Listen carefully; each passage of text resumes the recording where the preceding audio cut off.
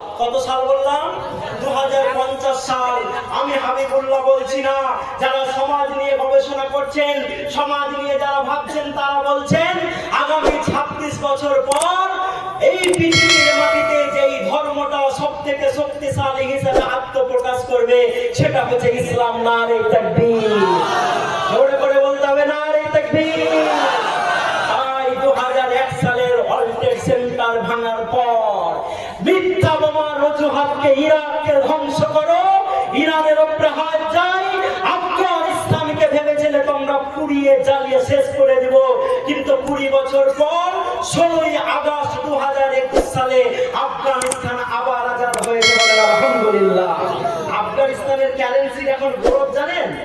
জানেন এত বেশি ওই কারেন্সির দাম দিন দিন বাড়ছে যে ওই কারেন্সি এইরকম গৌরব নিয়ে যদি বাড়তে থাকে তো ডলারকে পিছে ফেলে দেবে। বলেন আলহামদুলিল্লাহ। কেন? কেন? আফগানিস্তানের কি ভুল ছিল? আফগানিস্তানের কি অপরাধ ছিল যে একটা আপনার সরকারকে জানতো, সরকারকে ফেলে দিয়ে শুধু লাদেন আছে এই মিথ্যা অজুহাতে সরকারটাকে আমেরিকা ফেলে দিয়েছিল। তারপরে ভাবলো আমরা সব শেষ করে দিব, কিন্তু এই যে লম্বা লম্বা জুব্বাওয়ালা তালিবানদেরকে তারা কি মেরে খতম করতে পেরেছে? পেরেছে না? তাদের সঙ্গে চুক্তি করে তাদের হাতে আফগানিস্তানের ক্ষমতা তারা দিতে বাধ্য হয়েছে। তাই যারা মিথ্যা বোমার অজুহাতে আগা ইরাককে জ্বালিয়ে দাও, যারা ওসামা বিন লাদেন আছে বলে আফগানিস্তানকে পরাজিত করেছিল, তারাই বলছে আগামী 2050 সাল হতে হতে পৃথিবীতে যেই ধর্মটা সবথেকে শক্তিশালী হিসাবে আত্মপ্রকাশ করবে সেটা হচ্ছে ইসলাম। নারে তাকবীর! তাই আমরা মিস্টার যোগীকে বলতে চাই, মিস্টার নরেন্দ্র মোদীকে বলতে চাই, কয়েকটা মসজিদ আর কয়েকটা মাদ্রাসা আর ওয়াকফ সংশোধনী বিল এনে এই মুসলমানকে নিচু করা যাবে না। আচ্ছা, বাবরির ওপরে যিনি প্রথম আঘাত করেছিলেন বলবীর সিং, তিনি একাই প্রতিজ্ঞা করে ভারতের মাটিতে বলেছিলেন 100টা মসজিদ বানাবো। কটা? 100টা। আমার সঙ্গে যখন 2019 সালে দেখা হয় বলছেন যে আমি ভারতের মাটিতে আজকের দিনে 91টা মসজিদ বানিয়েছি। কটা বললাম? কটা বললাম? 91। এখন মনে হয় 100 হয়ে গেছে, কিছুদিন আগে উনি মারা গেছেন।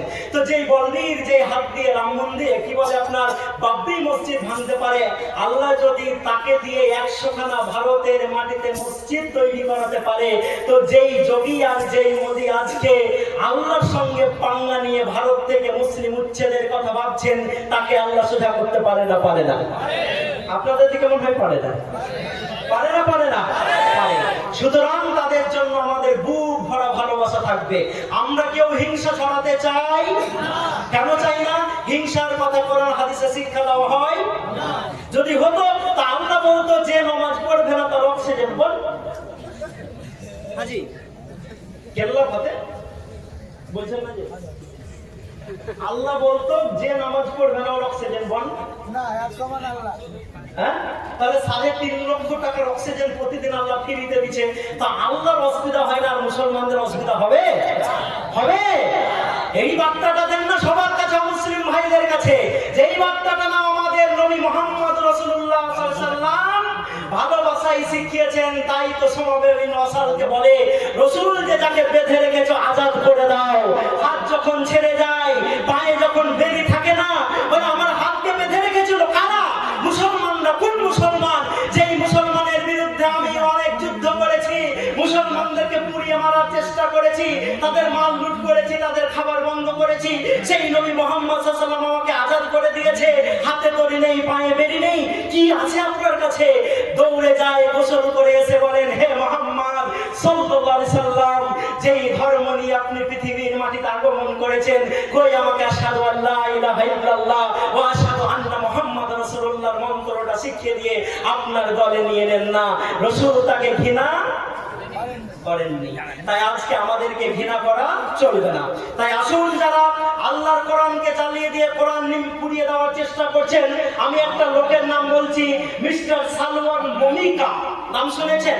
মিস্টার সালওয়ান মমিকা, যার বাড়ি ছিল আপনার সুইডেন। সে কোরআন কিনতো আর ওপেন সোশ্যাল মিডিয়ার সামনে জ্বালাতো। শুনেছেন আপনারা? শুনেছেন, অনেকে শুনেছেন এবং দেখে থাকবেন। কোরআন যদি জ্বালানো হয় আমাদের বড্ড বুকে আঘাত লাগে, কিন্তু তাই বলে আমরা রাস্তায় নেমে ভাঙচুর মারামারি করতে পারি পারি না। ইংরেজরাও তো কোরআন কিনেছে আর জ্বালিয়েছে, কোরআন কিনেছে আর পানিতে ফেলেছে। তো একজন হাফিজ সাহেবের সঙ্গে দেখা, বলে এত কোরআন আপনি কি করেন, পড়েন নাকি? বলে না, আমি একটা প্রতিজ্ঞা করেছি কোরআনকে পৃথিবী থেকে মিটিয়ে দেবো। হ্যাঁ, তাই মিটিয়ে দেবেন? তো এক কাজ করেন, কালকে আমার মাদ্রাসাতে চা খেতে আসেন। মাদ্রাসা চা খেতে এসছে, বাচ্চাদেরকে সারিবদ্ধভাবে বসেছেন এরকম হাফিজ সাহেব। আল্লাহু আকবার। আমিও চেষ্টা করেছিলাম হিফজ করার, কিন্তু পারিনি। অনেক চেষ্টা করেছি, সবার ভাগ্যতে না হয় না। এই যে আমার দাদা, সম্মানীয় দাদা, উনি যেখান থেকে পড়েছেন, আমিও সেখানকার ছাত্র, ইশাদা জামিয়া রহমানিয়া। তো ইশাদা যে কোরআনটাকে বুকের ভিতরে গেঁথে